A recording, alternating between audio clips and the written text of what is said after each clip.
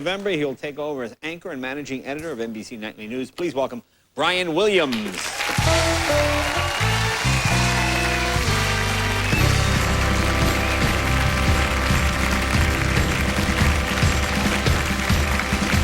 for coming. Oh, my pleasure. Thank you for having me. You know, it's perfect you're here today because, you know, it's been pouring rain. Yeah, that's what I hear. All day here. And I want to ask you about something because you're an expert in this field. Oh, I know where this is going. Oh, you know where this is going. Yeah, all right. Now, I know where this... I'm going to have a drink. Go ahead. Yeah, go ahead. Go ahead. But whenever it rains, they always feel the need to take the reporter and make them stand in the rain as if people not believe that it's raining.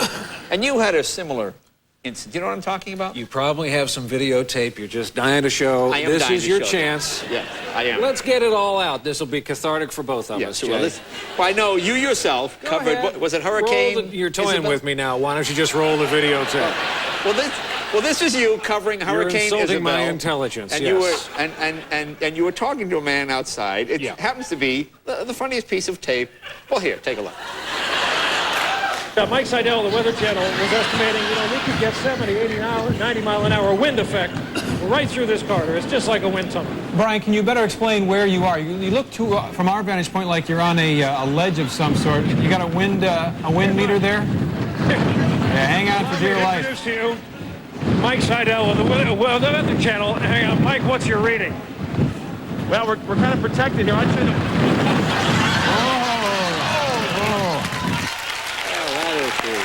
That is the greatest.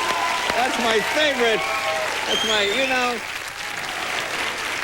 you don't look happy. Well, I'll tell you, something good came out of that. We are very happy, and we're registered at Bed Bath & Beyond. Really? Well, that's very good.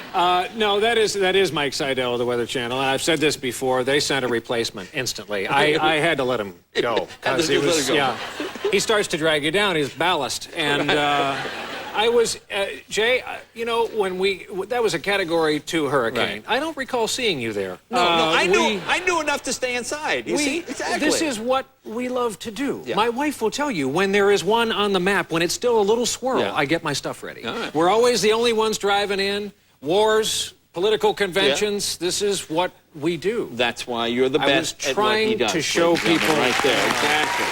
Now let's talk about Super Tuesday. Yeah. The latest exit polls. What do you John Kerry is going to have a very big night, and Senator Edwards is out of the race. Wow.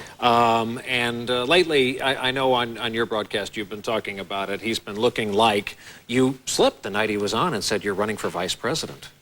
Which I know he recovered from very quickly. Well, do you think he will? See, I don't think he'll get the vice presidency. Well, it's it's grab a theory and hang on. This is going to be a very unpredictable election year, and the president's not in the same position he was even 6 months ago. Yeah.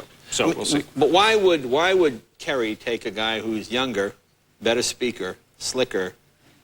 I mean, wouldn't you go with Gephardt or somebody like that? No, the maybe thought more is, traditional. I don't mean it in a bad way. I mean, Gephardt can bring you the unions and all that kind of thing. It's the Southern strategy. The thought is, young up-and-comer from North Carolina. Okay. This will be fun. Now, what about this rumor that Cheney might be dumped? What do you think? Well, Cheney held a round of interviews with cable network anchors today and was very much talking like the guy who's going to be around. And the president is saying the same thing. The only problem that presents for the Republicans is they're all about their bench. They're all about the next generation.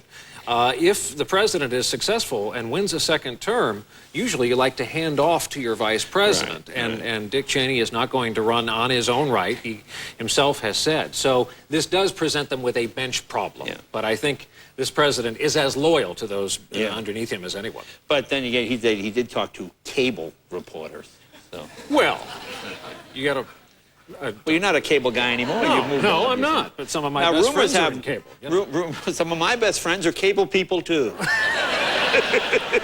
Now, rumor has it Giuliani, or possibly, I think it would be very bold, Condoleezza Rice. Condoleezza Rice? I think that would be a fascinating choice because you bring in women and African Americans. You go, oh my, this would be a really bold step, and she's bright. She can do the job. Right. It's also said that in a second term, without Colin Powell, perhaps she would be the first African American woman Secretary of State. Okay. So a lot of things may happen in the next few months. Is Colin Powell out? No, Next. he is just largely rumored to be a guy sailing against the wind, who does not any longer share an ideological base with this administration. That's, you know, you hear a lot of that in Washington. He is, at the end of the day, a very loyal soldier and a very good one. Yeah. Okay, now is Haiti the big story? Because this doesn't seem to be a story that grabs Americans the way some of the others. There's no oil there, so Americans seem Yeah, that's right. Well, America, you know, this is one of the last things the United States is expected to do in the world when people are in trouble, to send in the Marines. And the U.S. has, and we should quickly add, French troops are there. French troops. I feel better already. Thank God. But we can go home now. Thank God. Thank God the French are there. Ooh, yeah. Croissants, anybody? They're smoking gitans, but they're there. They're there. They're on the job. All right. Just trying to be nice here. All right. Yeah. Now, how about this this constitutional amendment? Now, Arnold had hinted at it. I think it was on Meet the Press about the possibility so foreigners could run across our borders and not only get jobs but run for president. Well, you know? somewhere Kissinger's saying, darn, you know, why didn't I think of that? You know, the framers wrote this brilliant document, Right. and everyone should think long and hard. I mean, it's gotten us this far. Right. We've thrown a lot at the Constitution, and it's had an answer in it for just about everything. So I'll leave that to others. Would you Okay. like your buddy to be president? No, I think you should be born in the United States myself. I mean, just because you have a loyalty, just as people have a loyalty to their home state where they were born, you know, it's just something ingrained, I think, in people, and suddenly your loyalty is to another country. Like this amendment to the Constitution, this seems like a phony issue. I mean, gay marriage? Well, no, but last time it was, they're burning the flag. We need an amendment for that. Right. Now it's gays getting married. Next election will be gay people are burning the flag. I mean, they'll try to combine all these. Right. I mean, is this a smoke screen? Because first of all, you can't get an amendment passed before. Right. Well, the gay marriage issue, if we in the media are guilty of anything, we may have overplayed its significance between New York and L.A. Right. The kissing alone, have you noticed?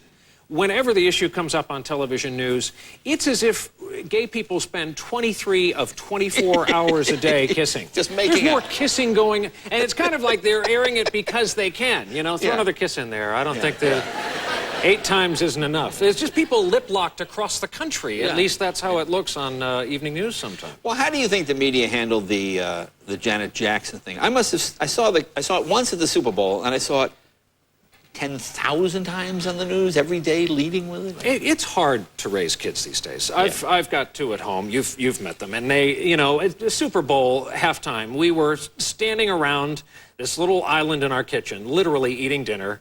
My son and my wife caught it. My daughter and I were looking somewhere else. Right. And you know, there's the questions, Mom, why don't you wear one of those? And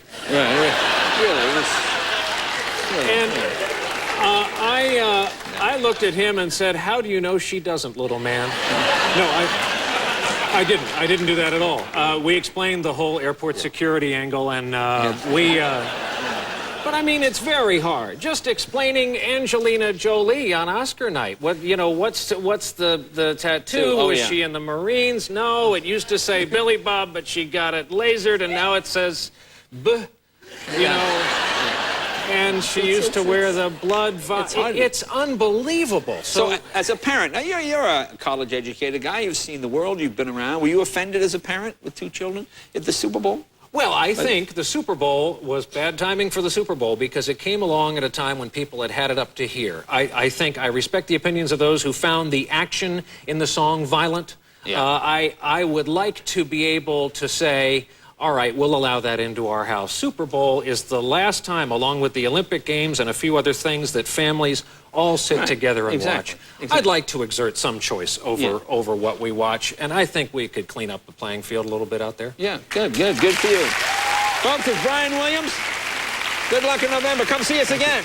Love to. Be right back with White Club John right after this.